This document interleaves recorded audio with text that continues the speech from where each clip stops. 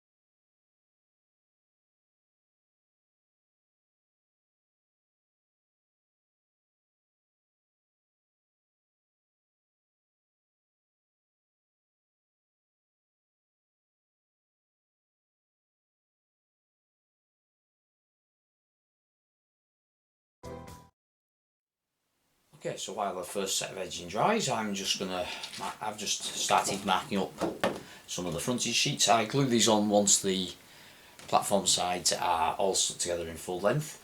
The measure is 1.6 centimetres for platform facing, but what I find is that falls quite nicely into the brick course of these sheets. So if you can find the correct brick course, it saves you trying to draw a straight line all the way across this emballed card. You find your mortar course that runs straight across and you cut along that mortar course. So I've got 4 marked up there to get me started. I'll get those cut. It's nice and thin, you can actually cut this with scissors quite easily, and I find that's easier to control than try to run the knife on an embossed sheet. And it also means you're not putting any pressure with a ruler on the nice embossed plastic, embossed plastic of the sheet. So I prefer to cut this thin plastic embossed sheet with scissors. So I'll get on with that, and that should give the platform edging some time to dry.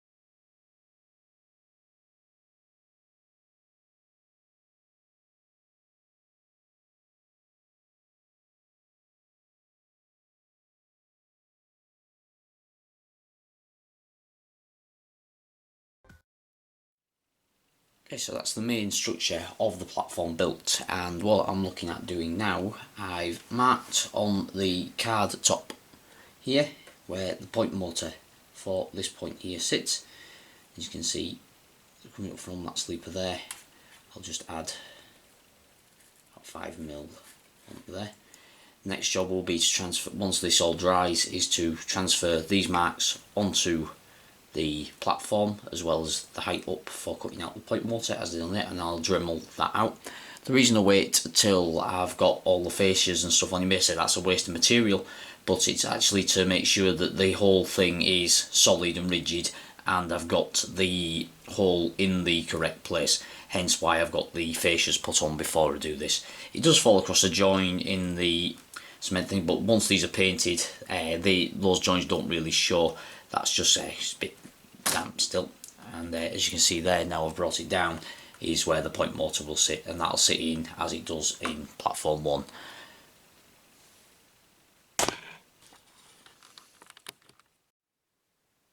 The one downside to cutting these holes afterwards is you are working with quite a long piece of material, so what I find is a good thing to do is I keep a couple of these polystyrene packing pieces around in the model room.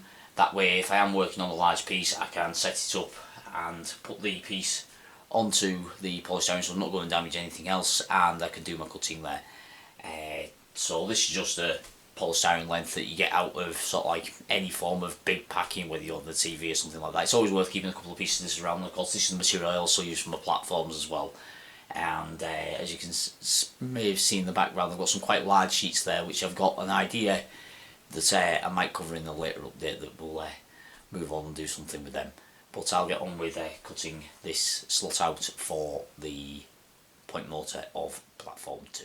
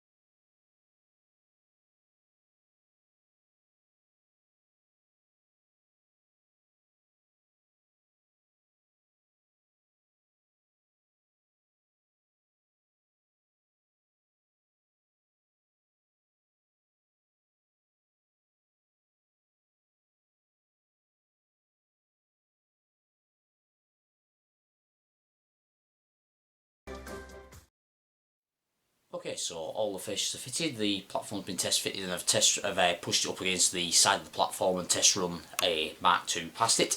So all I've done since the last clip is I've fitted the little end piece to bring it up to the end of the baseboard.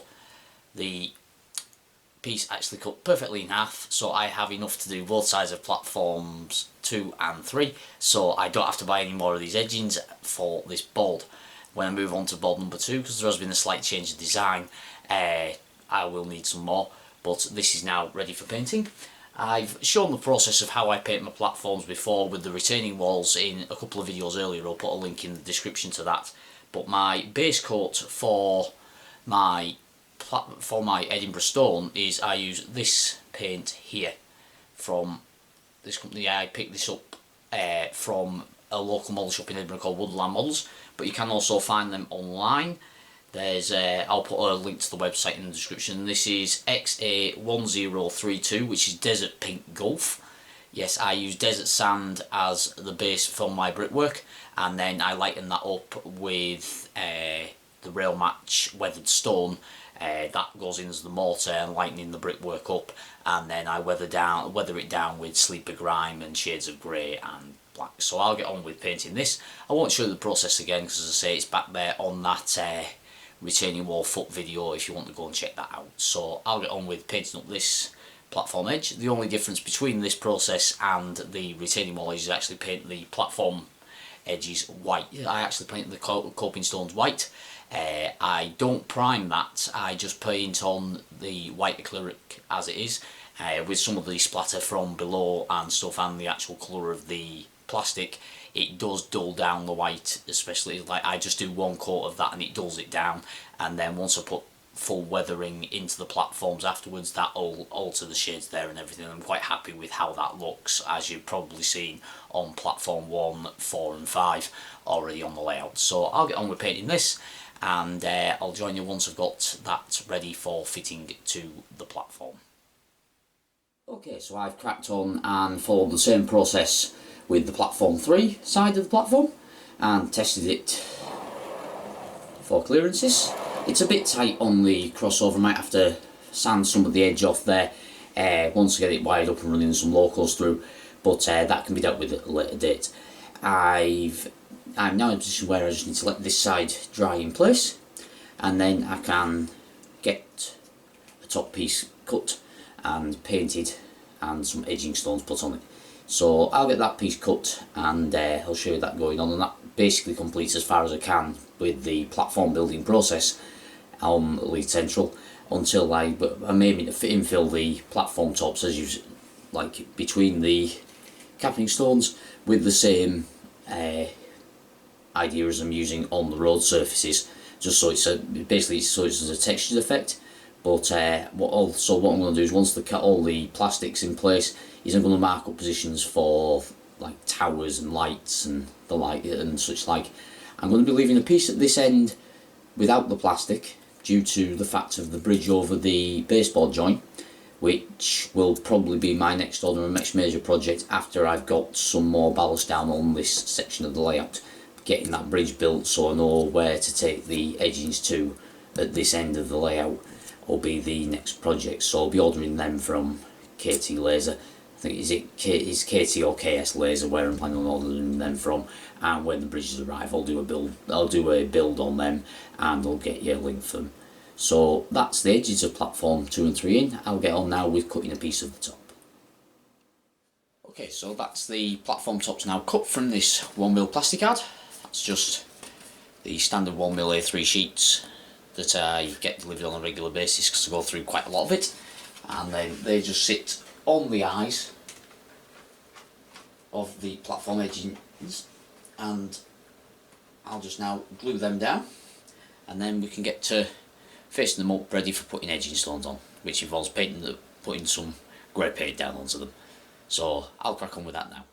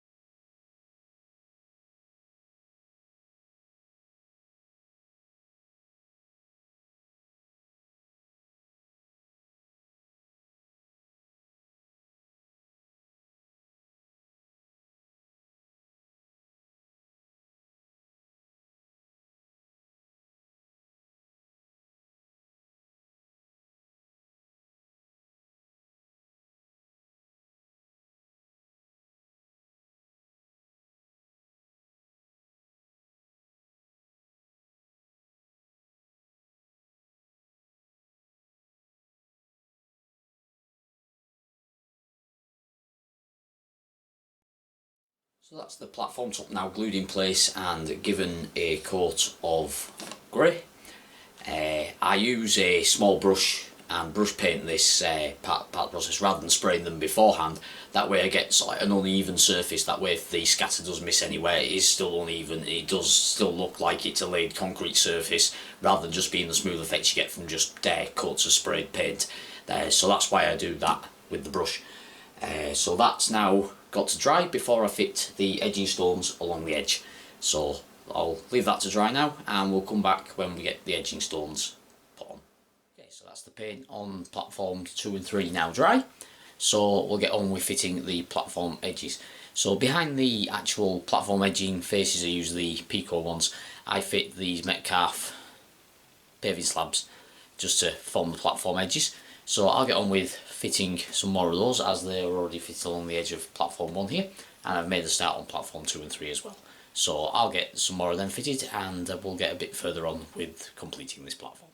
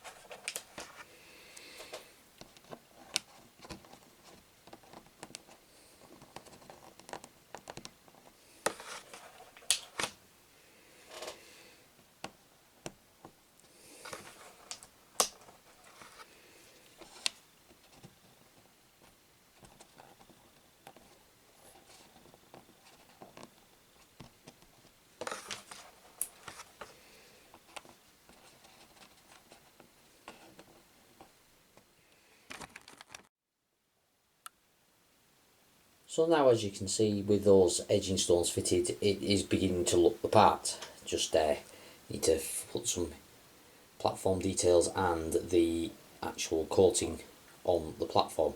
As you can see, I've not quite finished doing those little stones right the way along yet. I'm just going to chip away at that in between other jobs on Leith Central because it is quite tedious, and I didn't want to just film about half an hour of putting little squares down on the layout because I'm sure you wouldn't want to sit through that.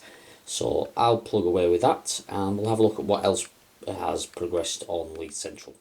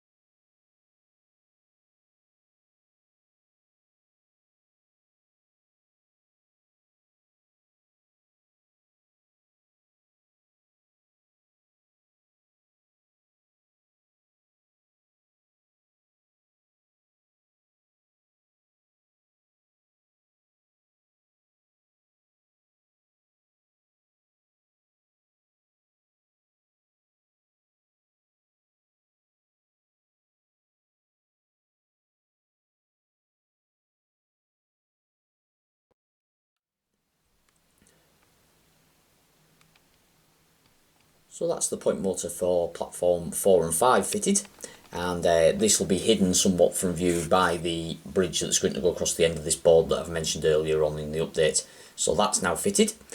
That area here, I've got a section of cable trunking to put in. I have the Wills cable trunking to put across there, and I've got some location cases to paint to go along that area there as well. And you may notice the scrap sleepers there just for filling in the gap behind the point when I do get to the ballasting, which will be the next job once I've moved on from the platform top of 2 and 3.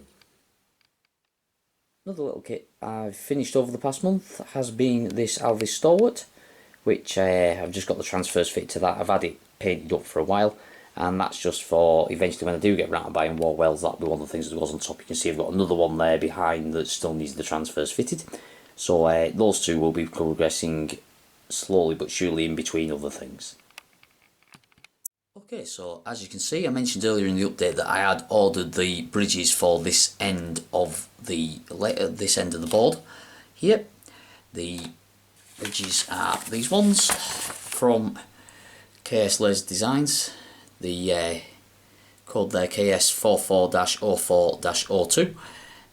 They are based on the bridge near Manchester Oxford Road, but I'm going to do some slight modifications on it, making it look similar to Waverley Bridge.